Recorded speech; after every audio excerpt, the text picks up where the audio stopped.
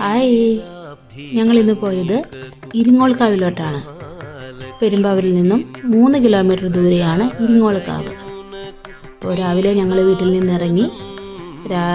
നിറച്ചും കിളികളുടെ ശബ്ദമൊക്കെ കേൾക്കാം. ടൗണിൻ്റെ തിരക്കിൽ നിന്നും കുറച്ച് ഉള്ളിലോട്ട് മാറി വളരെ ശാന്തവും സുന്ദരമായ ഒരു കാവാണിത്.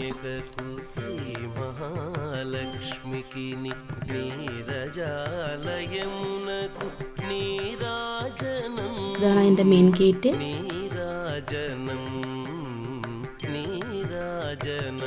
വേറെ ആരും ഇല്ലായിരുന്നു, വളരെ വിജനമായ ഒരു ഏരിയ ആയിരുന്നു. അപ്പോൾ അതിരാവിലെ പോവുകയാണെങ്കിൽ കുറച്ചും കൂടെ നല്ല രസമായിരിക്കും. നമ്മൾ ചെന്നപ്പോഴത്തേക്ക് ഒരു 7-7:30 ആയിരുന്നു.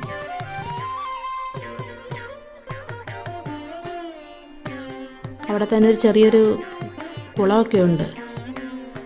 ഞങ്ങളതെല്ലാം നടന്നു കണ്ടു.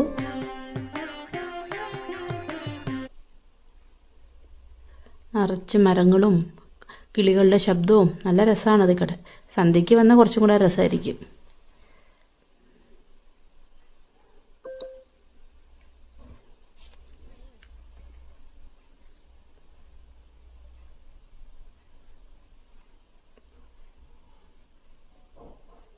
ഇതാണ് അവിടുത്തെ കുളം.